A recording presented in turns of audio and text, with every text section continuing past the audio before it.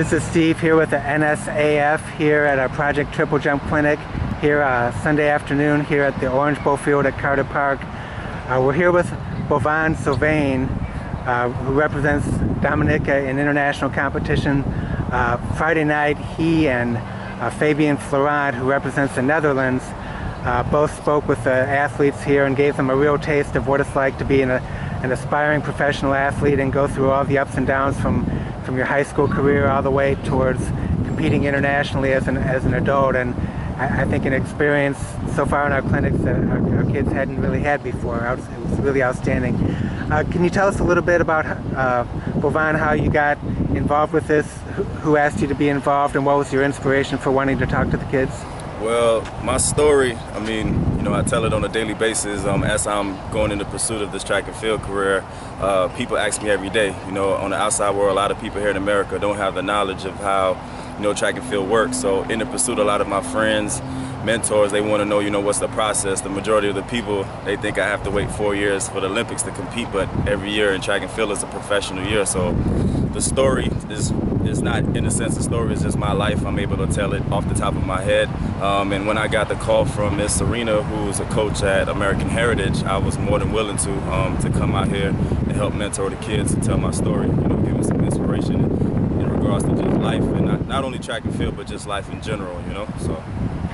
You started out talking about your youth and high school experiences and how you were a really outstanding jumper, very young, and then you had some distractions along the way. Something obviously some of these kids could potentially encounter depending on how their situation unfolds. Can you kind of summarize what you shared with them about that aspect of it, and talk a little bit about how they can sort of avoid the pitfalls and stay focused to achieve their dreams? Well, at an early age, as I mentioned to them, I discovered track by accident. I actually tried out for basketball, didn't make the team. Went out to track and field, everyone was fast, so they just threw me on a high jump, and that's where everyone realized that I could jump.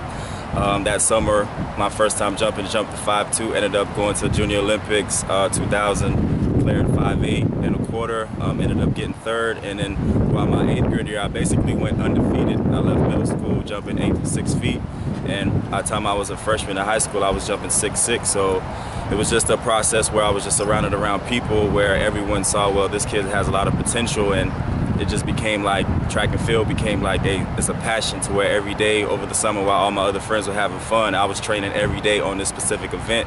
But with that little early success, it came responsibility as far as, not letting my ego get the best of me, and that's basically what happened, losing focus, thinking that I had everything made, and that's where the distractions came in throughout the line.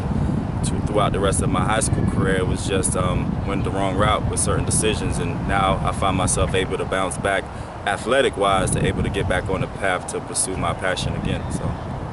Well, if there's 4 or 5 things you would tell these kids to live by as they go through this process and begin their collegiate careers in a lot of instances, what are some of the, kind of the maxims in life that you would sort of advise them to follow?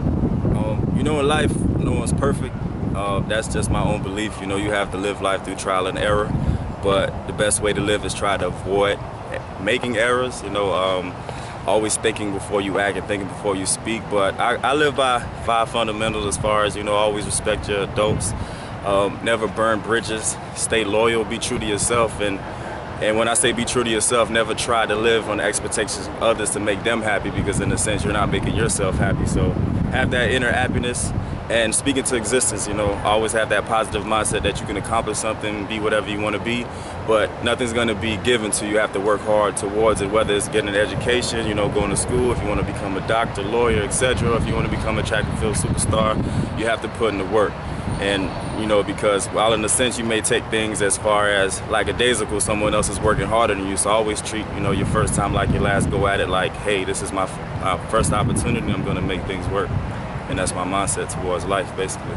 Tell us a little bit about what you've achieved the last couple of years and making this transition and becoming, starting to achieve your dreams. Well, the transition from after I finished college, I did take, 2-3 years off from track. I actually wasn't going to pursue track. I left it alone, had some injuries throughout college, and I basically was able to get my finance degree. So when I graduated, I utilized my degree and got into the corporate world. I've been a senior banker at Wells Fargo the last 3 years, and in that process, that's where I just got that itch again to say, you know, let me give track one last go.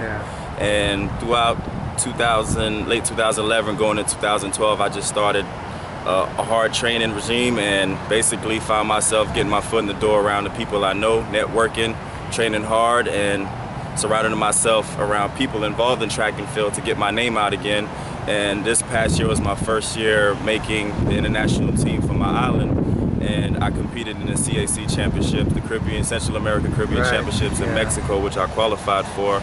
So this upcoming 2014 will be my first full year representing my island, Dominica, and I look forward to all the things that are ahead as far as CAC games, Commonwealth Games, World Indoor, etc., and some other international meets. So been training hard since August and just getting ready for the new season.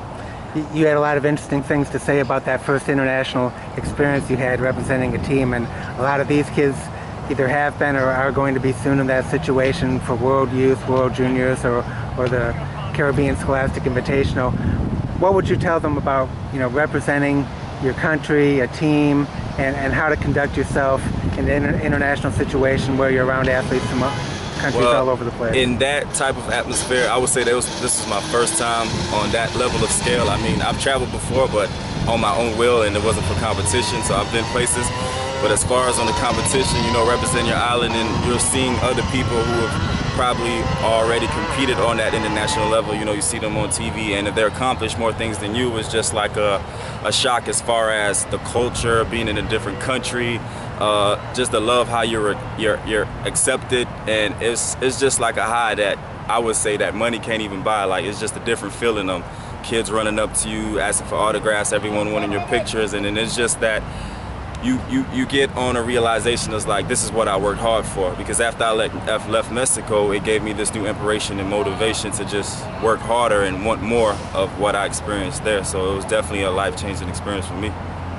You know, from what you've observed here, especially yesterday when you were here for most of the day, just about the nature of this clinic and this opportunity that these kids have, I've got to imagine you're wishing you had an opportunity like this when you were in school. Sure did. I mean, these kids here, as you can see, you know, most of us, we didn't have this opportunity, and some of them are already on pace to have success in the future. And as I told them, just stay humble, keep working hard at your goals. But, you know, it's just treat it as fun. But the opportunity that's given, being able to learn the knowledge, because, you know, the key to having success in track and field is basically 80% mental and also being a student of your event. So not only are they here physically learning how to jump, but they're actually taking notes and where it can help them towards going forward as far as their training and the things to do right, and also the mental aspects of it. So it's definitely a great opportunity, and they're enthused at the opportunity too as well. It's not work. They're basically been here the last 2 days just having fun and learning at the same time. So definitely got to appreciate that.